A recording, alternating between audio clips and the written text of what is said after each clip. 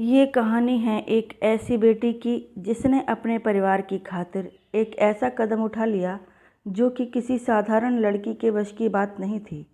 पहले तो उसे उसके माँ बाप ने गरीबी की दुहाई देकर इस दलदल में धकेला, फिर अपनी ही इज्जत की खातिर उस बेटी से मुंह मोड़ने लगे।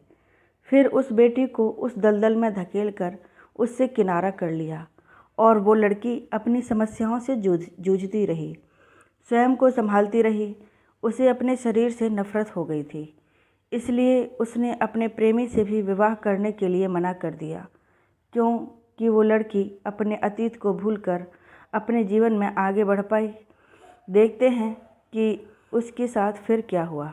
मुंबई का नानावती हॉस्पिटल, जहां अंबिका एक प्राइवेट और लग्जरी रूम में अपने बेड से टिक कर खिड़की की ओर झांकते हुए आसमान में उड़ते हुए पंछियों को देख रही है और सोच रही है कितने खुश हैं ये। इन्हें कोई भी सामाजिक बंधन नहीं, जब चाहें किसी भी साथी के साथ फुर्र से उड़ जाते हैं। एक मैं हूँ जिसके पास सब कुछ है लेकिन इच्छा नहीं है और जीने की। इतनी शर्मिंदा हूँ मैं स्वयं से कि नज़रें नहीं मिला सकती, निराधार जीवन जिए जा रही हूँ। और तभी एक नर्स कमरे में आकर उससे बोली, क्या आप दोनों बच्चों से मिलना चाहेंगी? जी नहीं, मुझे उन बच्चों में कोई दिलचस्पी नहीं है, अंबिका बोली। आपने उन बच्चों को जन्म दिया, क्या आपकी इच्छा नहीं उनसे मिलने की? नर्स ने दोबारा पूछा। मैंने कहा ना, नहीं, अंबिका ने रुखाई से जवाब दिया। आपसे डॉक्टर मिलना चाहती हैं। उन्होंने पूछा है कि क्या वो आपके कमरे में आ सकती हैं? नर्स ने पूछा। हाँ, उनसे कहो कि वे आ सकती हैं, अंबिका बोली। कुछ ही देर में डॉक्टर शैलजा सिंह अंबिका के कमरे में आईं और उसके पास आकर बोलीं, और मैडम कैसी हो? और कैसी हो सकती हूँ? वैसी ही, लाचार, मजबूर, अंबिका बोली। ये कैसी बातें कर रही हो अंबिका? डॉक्टर शैलजा बोली। और क्या, लाचार ही तो हूँ। जो अपने लिए कुछ ना कर पाए वो लाचार ही तो कहलाता है, अंबिका बोली। अंबिका की बात सुनकर डॉक्टर शैलजा बोली, अंबिका, तुम ये क्यों नहीं सोचती कि तुम कितने लोगों का भला कर चुकी हो? तुम्हारी वजह से आज कितने लोगों को ये खुशी हासिल हो पाई है। और मेरी खुशी? मेरी खुशी का क्या डॉक्टर? अंबिका ने पूछा। डॉक्टर शैलजा ने अंबिका से बहस ना करने में ही भलाई समझी और एक पैकेट उसे पकड़ाते हुए बोली, ये लो 20 लाख रुपए तुम्हारी कमाई के, और कस्टमर मिल रहे हैं। रहने वाले तो भारत के ही हैं, लेकिन दुबई में रहते हैं। कहते हैं कि उनका काम करोगी तो तुम्हें माला माल कर देंगे। ये सुनते ही अंबिका खींच पड़ी और बोली, मैं अपनी छुट्टियां मनाने अंडमान जा रही हूँ। मुझे भी तो थोड़ी सांस चाहिए। जैसी तुम्हारी मर्जी, लेकिन अगर इरादा बदल जाए तो बता देना, डॉक्टर शैलजा बोली। एक बात पूछी डॉक्टर? अंबिका बोली। हाँ पूछो शैलजा। शैलजा बोली, आपको भी तो कुछ कमीशन मिलता ही होगा, अंबिका बोली। इस दुनिया में बिना फ़ायदे के कोई भी किसी का काम नहीं करता, डॉक्टर शैलजा बोली। वही तो मैं समझूं कि आप मुझसे इतनी हमदर्दी क्यों दिखाती हैं, अंबिका बोली। मैं भी एक औरत हूँ शैलजा, और सालों तक मैंने भी माँ ना बन पाने का दर्द झेला है। एक औरत को बच्चा ना होने पर समाज कैसे कैसे नामों से पुकारता है, तुम ये नहीं समझ सकती। और एक औरत बिना बच्चों के परकटी चिड़िया होती है, डॉक्टर शैलजा बोली। तब अंबिका बोली, सच डॉक्टर साहिबा? कैसी अजीब है ये दुनिया। शादी के बाद एक औरत माँ बनती है तो उसे और उसके बच्चों को सिर आंखों पर बैठा लिया जाता है, और अगर कोई बिना शादी के माँ बनता है तो उसे समाज और दिलों से बहिष्कृत कर दिया जाता है। अंबिका, इस दुनिया के बारे में जितना ज़्यादा सोचोगी तो उलझती जाओगी, डॉक्टर शैलजा बोली। अच्छा छोड़िए इन सब बातों को, शायद आप सच कहती हैं, अंबिका बोली। अच्छा, ये अपने रुपए संभाल कर रख लो, मैं अब जाती हूँ, डॉक्टर शैलजा बोली। मैं इनमें से 10 लाख ले लेती हूँ, बाकी के रुपए आप मेरे घर भेज दीजिएगा। पूर्णिमा की शादी है 2 महीने बाद, उसकी शादी में काम आएंगे, अंबिका बोली। तो तुम ही क्यों नहीं दे आती अपने घर जाकर, डॉक्टर बोली।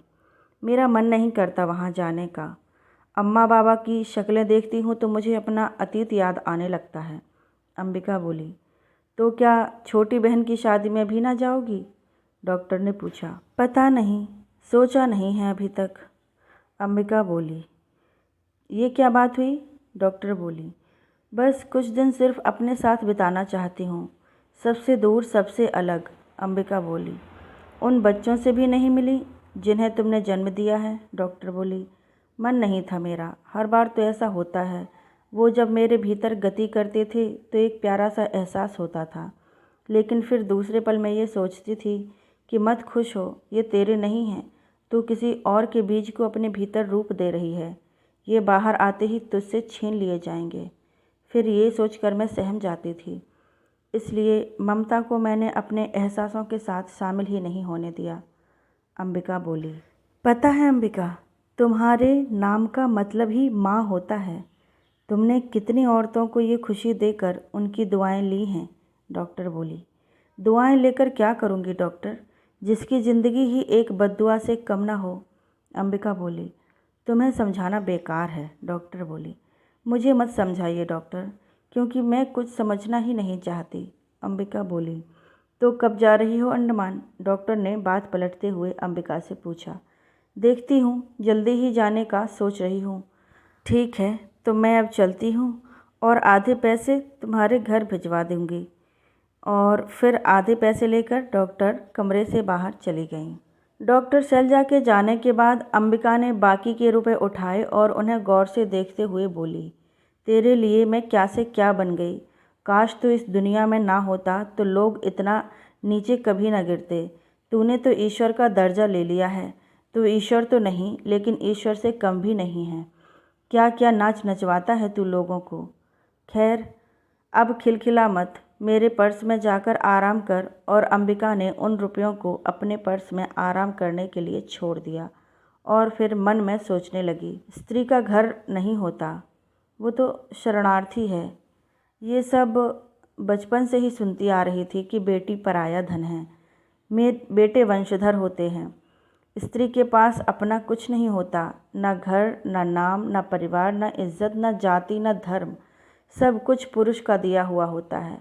ये सब उसकी अम्मा कहा करती थी। शायद इसीलिए अम्मा ने मुझे इस भाड़ में झोंक दिया, लेकिन मैं पूरा दोष उनको भी नहीं दे सकती थी। दोष बाबा का भी था। वो ही तो पहली बार ये बात अम्मा से खुसफुसाते हुए बोले थे कि एक बार ही करवाएंगे अम्बू से ये काम, फिर रुपए मिल जाने पर एक दुकान खोल लेंगे और उससे ही खर्चा पानी चलता रहेगा। कम से कम कुछ तो ठौर हो जाएगा, नहीं तो चार चार लड़कियों को कैसे ब्याहेंगे भला।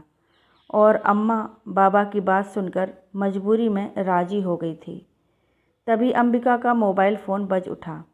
उसने देखा तो उसकी छोटी बहन लक्ष्मी का फ़ोन था।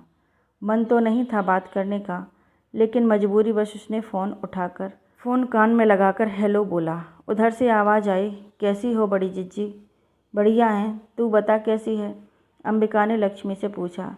हम भी ठीक ही हैं, लक्ष्मी बोली। कुछ परेशानी है तो बोल, अंबिका ने पूछा। का है जिज्जी, पूर्णिमा जिज्जी का ब्याह है तो हमें नए कपड़े लेने थे, लक्ष्मी बोली। तो का अम्मा कपड़े नहीं दिलवा रही है तुम्हें? अंबिका ने पूछा। कपड़े तो दिला रही है, लेकिन हमें एक सोने का हार भी पसंद आ गया है, उसके लिए मना कर रही है। अगर तुम पैसे भेज दो तो हम वो हार ले लेंगे, लक्ष्मी बोली। ठीक है, मैं अम्मा से बात कर लूँगी। आज ही घर पैसे भेजे हैं, उसमें से हार के पैसे ले लेना, अंबिका बोली। तुम कितनी अच्छी हो बड़की जिज्जी। चलो अब हम फ़ोन रखते हैं। और ये कहकर लक्ष्मी ने फ़ोन रख दिया। लक्ष्मी के फ़ोन रखने के बाद अंबिका का मन दुखी हो गया। उसने सोचा, देखो तो कभी फ़ोन नहीं करती, और अगर आज फ़ोन कर लिया था तो पहले मेरा हालचाल तो पूछ लेती, झूठा ही सही, मुझे कुछ तो तसल्ली हो जाती।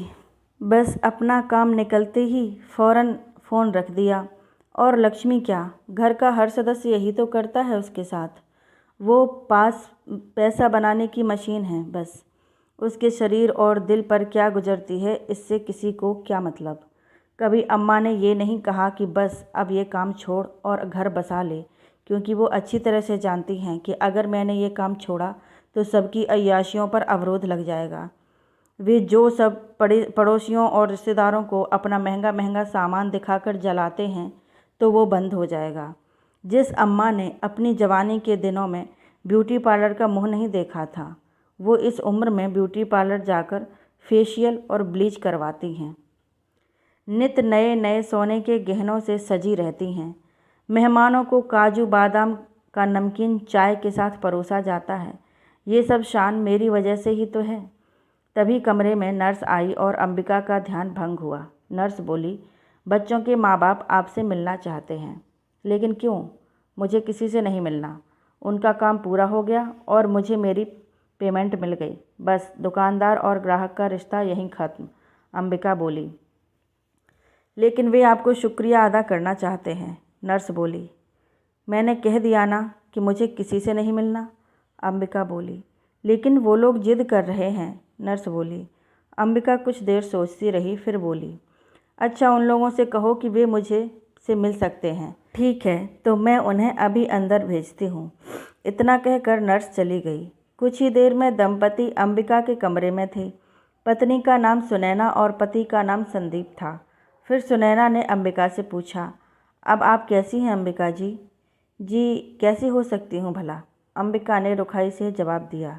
जी मैं समझ सकता हूँ आपके मन की पीड़ा, संदीप जी बोले। उनकी बात सुनकर अंबिका हंस पड़ी। हाँ हाँ हाँ, अपनों ने तो नहीं समझी, आपने समझ ली मेरे मन की पीड़ा, इसके लिए धन्यवाद, अंबिका हाथ जोड़ते हुए बोली। मैं आपसे कुछ कहना चाह रही थी, सुनैना बोली। जी कहिए, अंबिका बोली। जी मैं चाह रही थी कि आप कुछ दिन बच्चों के साथ रह लेती तो उन्हें बाहर का दूध नहीं देना पड़ता, सुनैना बोली। मैंने पहले ही कहा था कि बच्चों के पैदा होने के बाद मेरा उनसे कोई भी रिश्ता नहीं रहेगा, लेकिन आप मेरे पैरों में ममता की बेड़ियां पहनाना चाह रही हैं, अंबिका बोली। डॉक्टर ने कहा है कि बच्चों को माँ के दूध की आवश्यकता है, सुनैना बोली। ये कभी नहीं हो सकता, अंबिका बोली। जब इतना एहसान किया है हम पर तो एक और एहसान कर दीजिए, संदीप जी गिड़गिड़ाए। मुझे छुट्टियां मनाने बाहर जाना है, मैं यहाँ और नहीं रुक सकती, मेरा दम घुटता है यहाँ, अंबिका बोली। कृपया मेरी बात मान लीजिए, मैं आपके सामने हाथ जोड़ती हूँ, सुनैना बोली।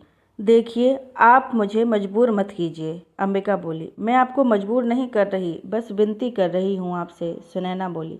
ठीक है, तो मुझे थोड़ा समय दीजिए सोचने का, अंबिका बोली। और फिर अंबिका का जवाब सुनकर वे दंपति चले गए और इधर अंबिका उधेड़-बुन में लगी हुई थी। शाम होने को आई थी लेकिन अंबिका को कुछ सूझ नहीं रहा था। तभी डॉक्टर शैलजा आईं और बोली, कैसी हो? बस जिंदा हूँ, अंबिका बोली। अंबिका की बात अनसुनी करते हुए डॉक्टर शैलजा बोली कि मैंने तुम्हारे पैसे तुम्हारे बाबा के अकाउंट में ट्रांसफ़र करवा दिए हैं। ठीक है, कोई तो खुश है इस जहां में मेरी कुर्बानी से, अंबिका बोली। लेकिन उन बच्चों के माँ बाप खुश नहीं हैं, तुम्हारा जवाब सुनकर डॉक्टर शैलजा बोली। तो क्या करूं? उन बच्चों के पास रहूंगी, मेरी ममता उनसे जुड़ जाएगी, फिर उन्हें छोड़ने में मुझे बहुत कष्ट होगा, अंबिका बोली। देखो वे बहुत ही अमीर लोग हैं, विदेश में उनका कारोबार है और वे वहीं रहते हैं। बच्चों की चाहत उन्हें भारत खींच लाई, इसलिए इतने महीने वो लोग भारत में रह गए। वे कह रहे थे कि तुम जहाँ छुट्टियाँ मनाने जाना चाहती हो जाओ और वे बच्चों को लेकर तुम्हारे साथ जाने को तैयार हैं। तुम्हें सिर्फ सुबह शाम बच्चों को फीडिंग करानी है, बाकी दिन भर तुम कुछ भी करो, तुम्हारी मर्जी। और वो तुम्हारे किराए और रहने का खर्च उठाने को भी तैयार हैं।